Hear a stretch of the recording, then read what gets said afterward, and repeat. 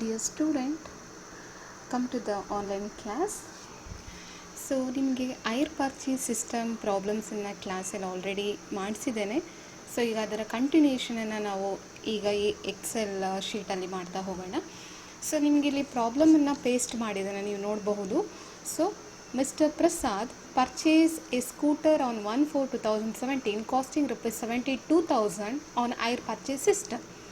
The term being the payment of ₹12,000 down payment. ಅಂದರೆ ಸ್ಕೂಟರನ್ನು 72,000 cost ಸ್ಕೂಟರನ್ನು purchase ಮಾಡ್ಕೊಂಡಿದ್ದಾರೆ, ಅದಕ್ಕೆ ₹12,000 down ಪೇಮೆಂಟನ್ನು ಕಟ್ಟಿದ್ದಾರೆ.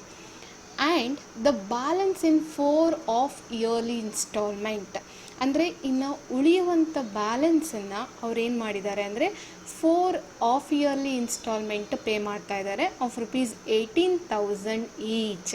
ಅಂದರೆ 18,000 ಇನ್ಸ್ಟಾಲ್ಮೆಂಟನ್ನು ಪೇ ಮಾಡ್ತಾ ಇದ್ದಾರೆ over A period of 2 years. Hence, he provide depreciation at 20% per annum on the original cost on 31st March every year. ಮತ್ತು depreciation ಕೂಡ ಪ್ರೊವೈಡ್ ಮಾಡ್ತಾ ಇದ್ದಾರೆ. Okay, prepared scooter account, hire seller account, interest account, depreciation account in the books of mister Prasad. So ಇಲ್ಲಿ ನೋಡಿ, ನಿಮಗೆ ಪ್ರಾಬ್ಲಮಲ್ಲಿ first ನೀವು ಐರ್ purchase problem ನೋಡಿದ ತಕ್ಷಣ ನೀವು ಇಂಟ್ರೆಸ್ಟನ್ನು ಕ್ಯಾಲ್ಕುಲೇಟ್ ಮಾಡಬೇಕಾಗತ್ತೆ. ಸೊ ಇಂಟ್ರೆಸ್ಟ್ ಕ್ಯಾಲ್ಕುಲೇಟ್ ಮಾಡಬೇಕಾದ್ರೆ ಕೀಪ್ ಇಟ್ ಮೈಂಡ್. ಸೊ ನಿಮಗೆ 4 ಮೆಥಡಲ್ಲಿ ನಾನು ಯಾವ ರೀತಿ ಹೇಗೆ ಕೊಟ್ಟರೆ ಹೇಗೆ ಇಂಟ್ರೆಸ್ಟನ್ನು ಕ್ಯಾಲ್ಕುಲೇಟ್ ಮಾಡಬೇಕು ಅಂತ ನಿಮಗೆ ಆಲ್ರೆಡಿ ನಾನು ಕ್ಲಾಸಲ್ಲಿ ಮಾಡಿದ್ದೇನೆ. ಇಲ್ಲಿ ನೋಡಿ, the cash price is given, ಹಾಗೆ ಇನ್ಸ್ಟಾಲ್ಮೆಂಟ್ ಆಲ್ಸೋ ಗಿವನ್. ಬಟ್ ಈ ಇಷ್ಟು ಪ್ರಾಬ್ಲಮಲ್ಲಿ ಎಲ್ಲಾದರೂ ರೇಟ್ ಆಫ್ ಇಂಟ್ರೆಸ್ಟನ್ನು ಕೊಟ್ಟಿದ್ದಾರೆ ಪ್ರಾಬ್ಲಮಲ್ಲಿ? ಇಲ್ಲ. ಅಂದರೆ ಇದು ಯಾವ ಮೆಥಡಿಗೆ ಬರುತ್ತೆ? When cash price and instalment given but rate of interest is not given.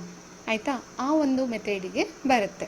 ಈಗ ರೇಟ್ ಆಫ್ ಇಂಟ್ರೆಸ್ಟ್ ಕೊಟ್ಟಿಲ್ಲ ಅಂದಾಗ ನಾವು ಯಾವ ರೀತಿ ಇಂಟ್ರೆಸ್ಟನ್ನು ಕ್ಯಾಲ್ಕುಲೇಟ್ ಮಾಡಬೇಕು, ಇದರ ರಿಲೇಟೆಡು ನಾನು ನಿಮಗೆ ಸುಮಾರು ಪ್ರಾಬ್ಲಮ್ಸನ್ನು ಮಾಡಿಸಿದ್ದೇನೆ. ಸೊ ಅದು ಮಾಡ್ತಾ ಹೋಗೋಣ. ಸೊ ಇಲ್ಲಿ ನೋಡಿ, ವರ್ಕಿಂಗ್ ನೋಟ್ ನೋಡೋಣ first. Dear students listen. Total instalment ಎಷ್ಟು ಪೇ ಮಾಡ್ತಾ ಇದ್ದಾರೆ?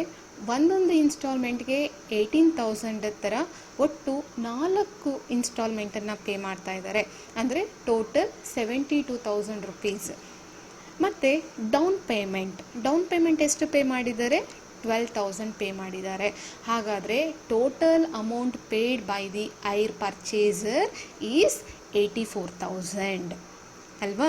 ಅಂದರೆ ಅರ್ಥ ಆಯ್ತಲ್ಲ, ಇದು 18,000 ಪ್ರತಿ ಇನ್ಸ್ಟಾಲ್ಮೆಂಟ್ ಪೇ ಮಾಡ್ತಾ ಇದ್ದಾರೆ. ಒಟ್ಟು ಇನ್ಸ್ಟಾಲ್ಮೆಂಟು 4, ಅಂದರೆ 4 ಇನ್ಸ್ಟಾಲ್ಮೆಂಟ್ಗೆ 72,000 ಆಯಿತು.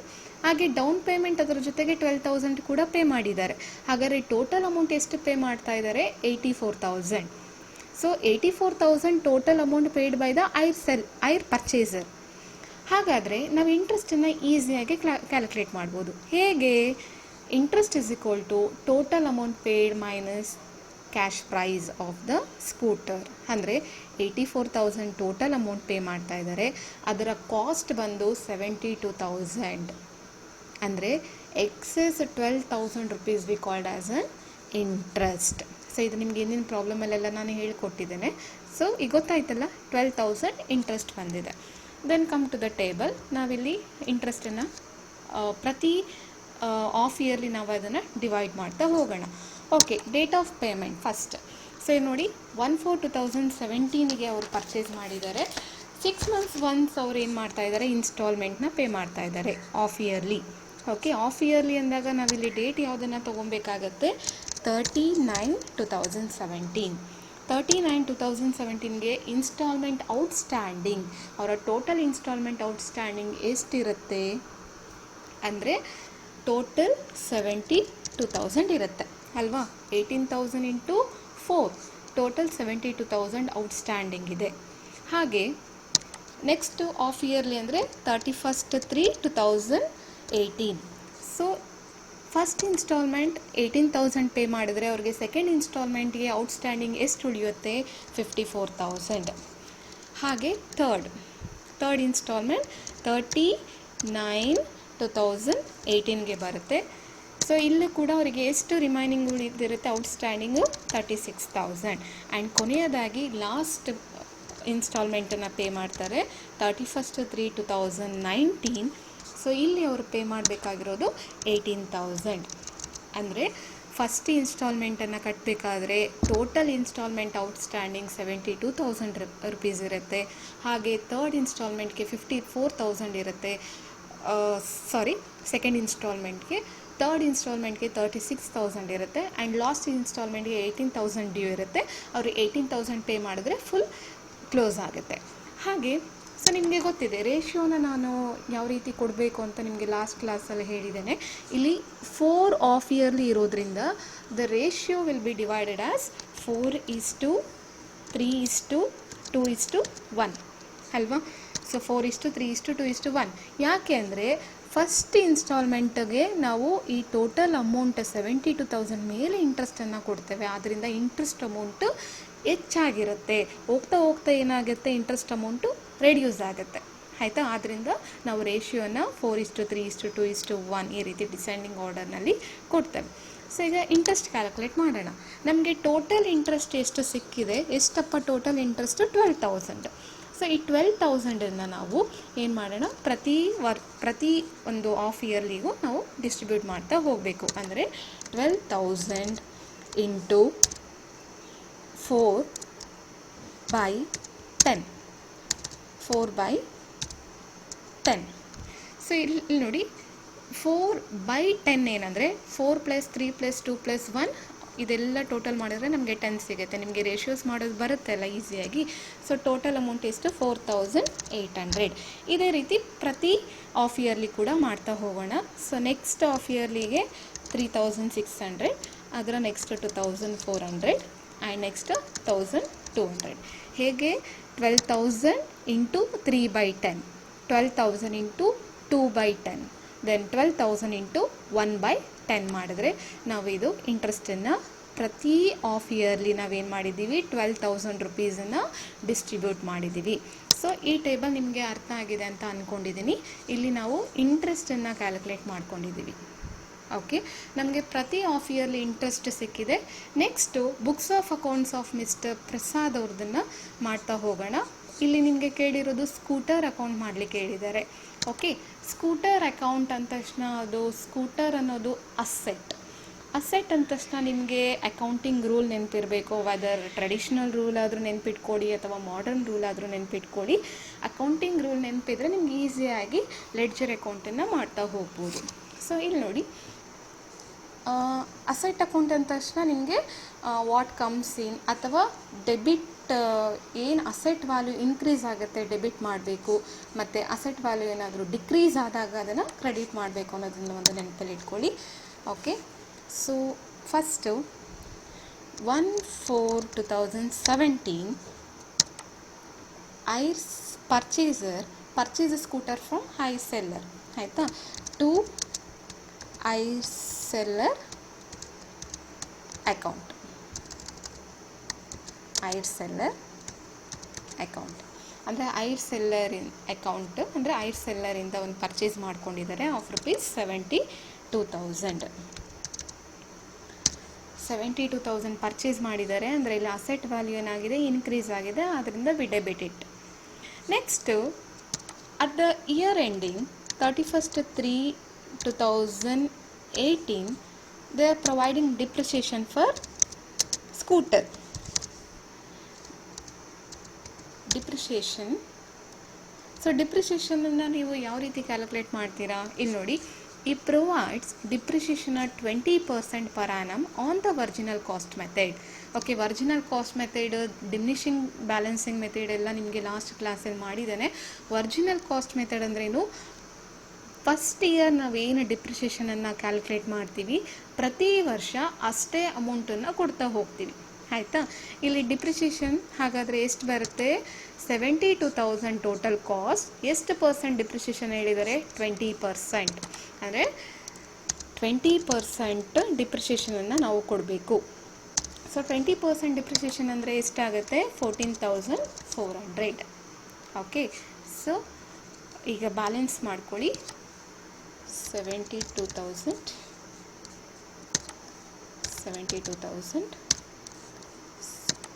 31/3/2018 by balance carried down so ಎಷ್ಟಪ್ಪ ಬ್ಯಾಲೆನ್ಸ್ ಉಳಿಯುತ್ತೆ? 57,600. ಇಲ್ಲಿಗೆ 1 ಇಯರ್ ಸ್ಕೂಟರ್ ಅಕೌಂಟನ್ನು ಮಾಡಿ ಆಯಿತು. ಅಂದರೆ ಹೇಗೆ ಐರ್ ಸೆಲ್ಲರ್ ಅಕೌಂಟ್ 72,000 ಡೆಬಿಟ್ ಮಾಡ್ಕೊಳ್ಳಿ ಆ್ಯಂಡ್ ಡಿಪ್ರಿಷಿಯೇಷನ್ 20% ಕೊಟ್ಟಾಗ ನಮಗೆ ಬರುವಂಥ ಬ್ಯಾಲೆನ್ಸ್ ನೆಕ್ಸ್ಟ್ ಇಯರಿಗೆ ಏನಾಗುತ್ತೆ? ಓಪನಿಂಗ್ ಬ್ಯಾಲೆನ್ಸ್ ಆಗುತ್ತೆ. ಅಂದರೆ 1/4/2018 to balance brought down 57,600. So 57,600 ಇದೆ. ನೆಕ್ಸ್ಟು ಹಾಗೆ ಡಿಪ್ರಿಷಿಯೇಷನನ್ನು ಕೊಡಿ. 31/3/2019 ಬೈ ಡಿಪ್ರಿಷಿಯೇಷನ್ ಅಕೌಂಟ್. ಸೊ ಇಲ್ಲಿ ಕೂಡ ಡಿಪ್ರಿಷಿಯೇಷನ್ ನೀವು ಒರಿಜಿನಲ್ ಕಾಸ್ಟ್ ಮೆಥಡ್ ಇರೋದ್ರಿಂದ ಫಸ್ಟ್ ಇಯರ್ ಏನು ಡಿಪ್ರಿಷಿಯೇಷನ್ ಚಾರ್ಜ್ ಮಾಡಿದ್ದೀರಾ ಪ್ರತಿ ವರ್ಷ ಅದೇ ಡಿಪ್ರಿಷಿಯೇಷನ್ ಚಾರ್ಜ್ ಆಗುತ್ತೆ. ಅಂದರೆ 14,400 ಚಾರ್ಜ್ ಆಗುತ್ತೆ. ಸೊ ಈಗ ಟೋಟಲ್ ಮಾಡಿ 57,600 ಬರುವಂಥ ಬ್ಯಾಲೆನ್ಸ್ ನಮಗೆ ನೆಕ್ಸ್ಟ್ ಇಯರಿಗೆ ಓಪನಿಂಗ್ ಬ್ಯಾಲೆನ್ಸ್ ಆಗುತ್ತೆ 43,200.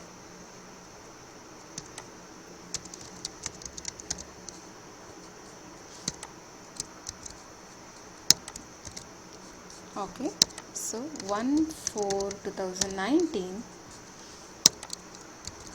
to balance brought down 43,200. So ಇದು ನಿಮ್ಮ ಸ್ಕೂಟರ್ ಅಕೌಂಟ್. ಅರ್ಥ ಆಗಿದೆಯಲ್ಲ? ಸ್ಕೂಟರ್ ಅಕೌಂಟ್ ಅಂದರೆ it is nothing but asset account. Asset account ಮಾಡಬೇಕಾದ್ರೆ ಸಿಂಪಲ್ ಅಕೌಂಟಿಂಗ್ ರೂಲ್ಸನ್ನ ನೆನ್ಪಿಟ್ಕೊಳ್ಳಿ. ಅಸೆಟ್ ವ್ಯಾಲ್ಯೂ ಇನ್ಕ್ರೀಸ್ ಆದರೆ ಡೆಬಿಟ್ ಸೈಡ್ ಅದನ್ನು ತೋರಿಸಿ, ಅಸೆಟ್ ವ್ಯಾಲ್ಯೂ ಡಿಕ್ರೀಸ್ ಆದರೆ ಅದನ್ನು ಕ್ರೆಡಿಟ್ ಸೈಡ್ ತೋರಿಸ್ಬೇಕಾಗಿ ಬರುತ್ತೆ. ಓಕೆ, ಇಲ್ಲಿ ಐರ್ ಸೆಲ್ಲರಿಂದ 72,000 ಅಸೆಟನ್ನು ಪರ್ಚೇಸ್ ಮಾಡಿದರೆ ಅಸೆಟ್ ವ್ಯಾಲ್ಯೂ ವಿಲ್ ಇನ್ಕ್ರೀಸ್, ಅದರಿಂದ ಡೆಬಿಟ್ ಮಾಡಿ. ಮತ್ತು ಇಲ್ಲಿ ಡಿಪ್ರಿಷಿಯೇಷನ್ ಕೊಡೋದ್ರಿಂದ ಅಸೆಟ್ ವ್ಯಾಲ್ಯೂ ಕಡಿಮೆ ಆಗ್ತಾ ಹೋಗುತ್ತೆ.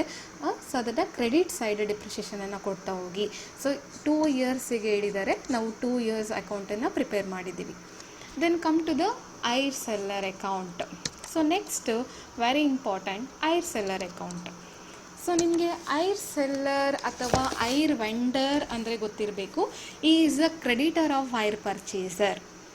ಐರ್ ಪರ್ಚೇಸರ್ಗೆ ಇವನೊಬ್ಬ ಕ್ರೆಡಿಟರ್. ಹಾಗಾದರೆ ಐರ್ ಪರ್ಚೇಸರ್ಗೆ ಐರ್ ಸೆಲ್ಲರ್ ಅಕೌಂಟ್ ಏನಾಗುತ್ತೆ? ಲಯಬಿಲಿಟಿ ಅಕೌಂಟ್ ಆಗುತ್ತೆ. ಸೊ ಲಯಬಿಲಿಟಿ ಅಕೌಂಟ್ ಆದರೆ ಸಿಂಪಲ್ ರೂಲ್ ಏನು? ದ ಲಯಬಿಲಿಟಿ ವ್ಯಾಲ್ಯೂ ಡಿಕ್ರೀಸ್ ಆದರೆ ಡೆಬಿಟ್ ಸೈಡ್ ಮತ್ತು ಇನ್ಕ್ರೀಸ್ ಆದರೆ ಕ್ರೆಡಿಟ್ ಸೈಡ್. ಅದನ್ನು ನೆನಪಲ್ಲಿ ಇಟ್ಕೊಡಿ, ಆಯಿತಾ? ಸೊ ಈಗ ಐರ್ ಸೆಲ್ಲರ್ ಅಕೌಂಟನ್ನು ಮಾಡೋಣ. Hire seller account 1/4/2017 by scooter account. ಎಷ್ಟು ಅಮೌಂಟಿಗೆ ಪರ್ಚೇಸ್ ಮಾಡಿದ್ದಾರೆ? 72,000ಗೆ. ಆ್ಯಂಡ್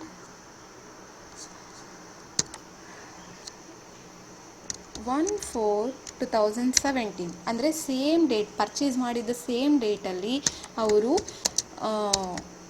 ಡೌನ್ ಪೇಮೆಂಟನ್ನು ಪೇ ಮಾಡಿದ್ದಾರೆ. ಅದನ್ನು ಟು ಬ್ಯಾಂಕ್ ಅಕೌಂಟ್ ಅಂತ ತೋರಿಸ್ಬೋದು. So to bank account 12,000 rupees down ಪೇಮೆಂಟನ್ನು ಮಾಡಿದ್ದಾರೆ.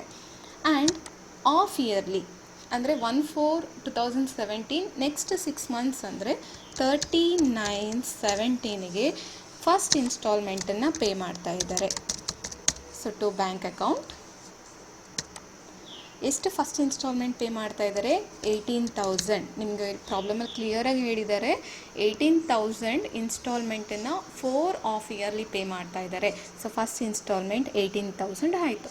ಸೊ ಹಾಗೆ ನೆಕ್ಸ್ಟ್ ಅಂದರೆ at the end of the year 31/3/2018 second ಇನ್ಸ್ಟಾಲ್ಮೆಂಟನ್ನು ಪೇ ಮಾಡ್ತಾ ಇದ್ದಾರೆ 18,000. ಅರ್ಥ ಆಯಿತಾ? ಅಂದರೆ ಒಂದು ವರ್ಷದಲ್ಲಿ ಅವರು ಎಷ್ಟು ಪೇ ಮಾಡ್ತಾ ಇದ್ದಾರೆ?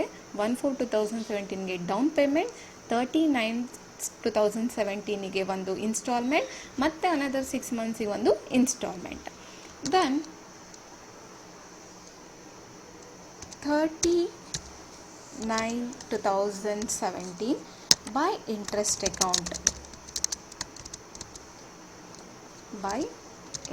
ಅಕೌಂಟ್. ಸೊ ನಿಮಗೆ ಗೊತ್ತಿದೆ ಫಸ್ಟ್ ಇನ್ಸ್ಟಾಲ್ಮೆಂಟಲ್ಲಿ ಎಷ್ಟು ಇಂಟ್ರೆಸ್ಟ್ ಪೇ ಮಾಡ್ತಾ ಇದ್ದಾರೆ? 4,000 800.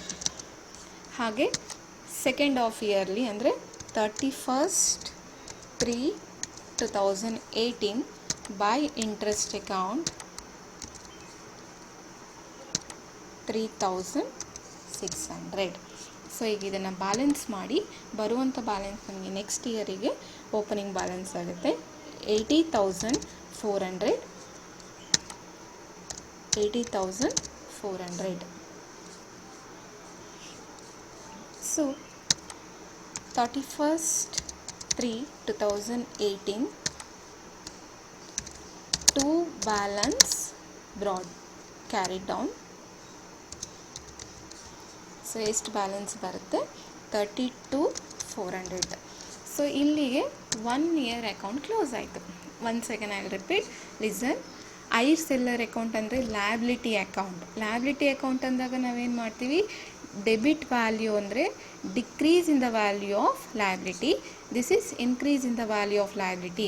ಇಂಟ್ರೆಸ್ಟ್ ಅಂದರೆ ಅದು ನಮಗೆ ಲಯಬಿಲಿಟಿ ಇನ್ಕ್ರೀಸ್ ಅಲ್ವಾ, ಮತ್ತು ಸ್ಕೂಟರ್ 72,000 ಅಮೌಂಟ್ ಪೇ ಮಾಡಬೇಕು, ಲಯಬಿಲಿಟಿ ಇನ್ಕ್ರೀಸ್, ಆದ್ದರಿಂದ ಕ್ರೆಡಿಟ್ ಸೈಡ್ ತೋರಿಸಿದ್ವಿ. ಮತ್ತು ಇಲ್ಲಿ ಫಸ್ಟ್ ಡೌನ್ ಪೇಮೆಂಟ್ ಪೇ ಮಾಡಿದ್ದಾರೆ ಮತ್ತು 2 ಇನ್ಸ್ಟಾಲ್ಮೆಂಟನ್ನು ಪೇ ಮಾಡಿದ್ದಾರೆ. ಅಂದರೆ ಇಲ್ಲಿ ಪೇ ಮಾಡ್ತಾ ಇದ್ದಾಗ ನಮಗೆ ಅಲ್ಲಿ ಲಯಬಿಲಿಟಿ ಏನಾಗುತ್ತೆ, ಕಡಿಮೆ ಆಗುತ್ತೆ, ಅದನ್ನು ನಾವು ಡೆಬಿಟ್ ಸೈಡನ್ನು ತೋರಿಸ್ತೀವಿ. ಸೊ ಇದೇ ರೀತಿ ನೆಕ್ಸ್ಟ್ ಇಯರ್ಗೂ ಕೂಡ ಮಾಡಬೇಕು. ಸೊ ನೆಕ್ಸ್ಟ್ ಇಯರಿಗೆ 1/4/2018 by balance brought down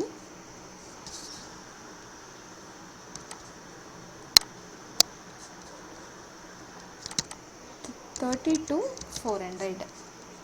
so ಹಾಗೆ 39/18 by interest account. ಸೊ ಎಷ್ಟು ಇಂಟ್ರೆಸ್ಟು 2,400.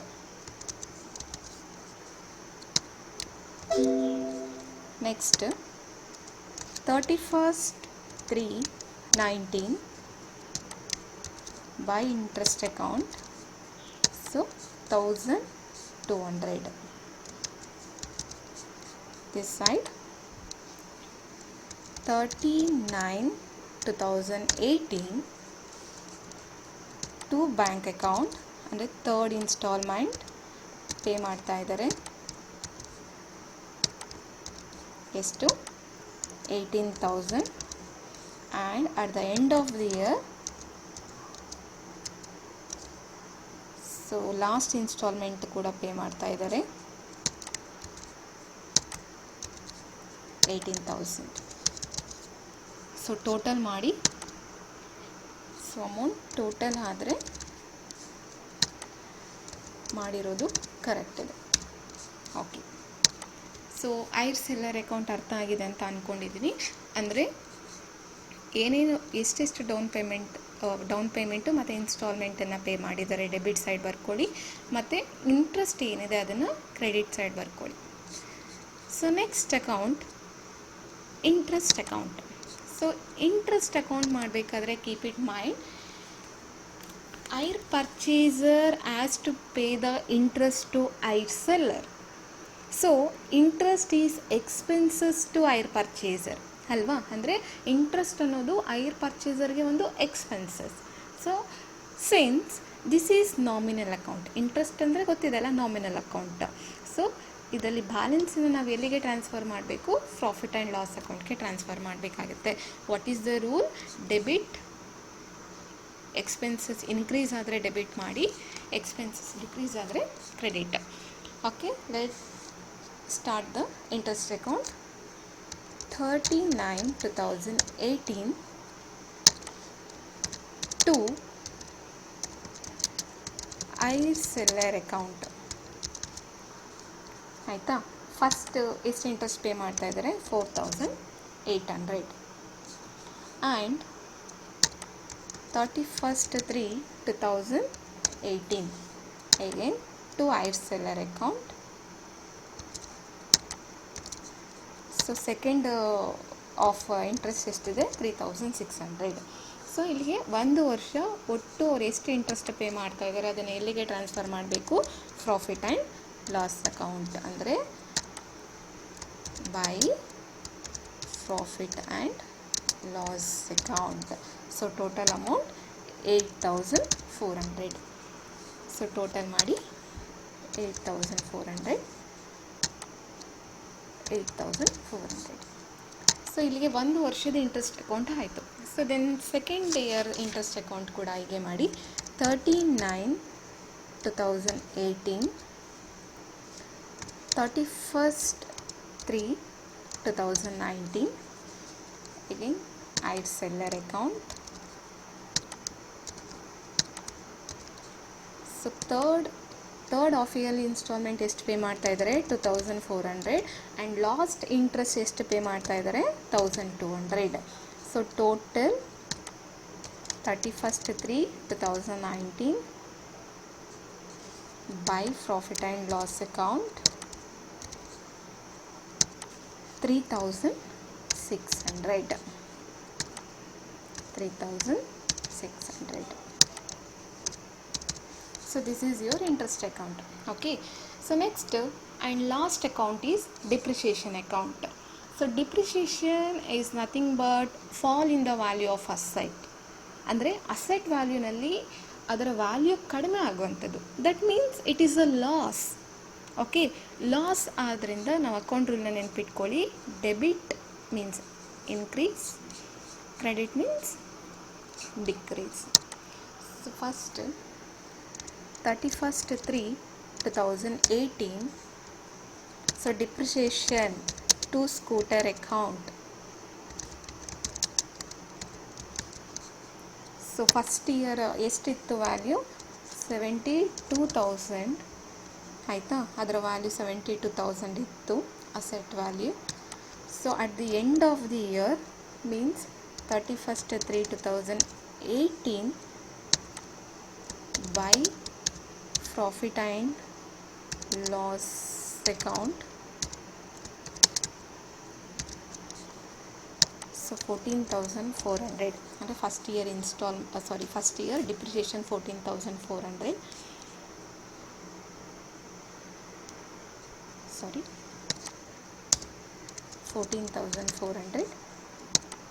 14,400. ಸೊ ಇದೇ ರೀತಿ ನೆಕ್ಸ್ಟ್ ಇಯರ್ಗೂ ಕೂಡ ಅಂದರೆ 31/3/19 ಟು ಸ್ಕೂಟರ್ ಅಕೌಂಟ್. ಸೊ ಇಲ್ಲಿ ಒರಿಜಿನಲ್ ಕಾಸ್ಟ್ ಮೆಥಡ್ ಇರೋದ್ರಿಂದ ಪ್ರತಿ ವರ್ಷ ಸೇಮ್ ಇರುತ್ತೆ.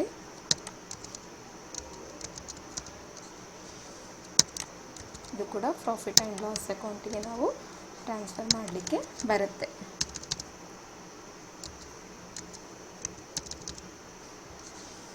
Okay dear students, I hope ನಿಮಗೆ ಇದು ಅರ್ಥ ಆಗಿದೆ ಅಂತ ಸೊ ನಾನು ತಿಳ್ಕೊಂಡಿದ್ದೇನೆ.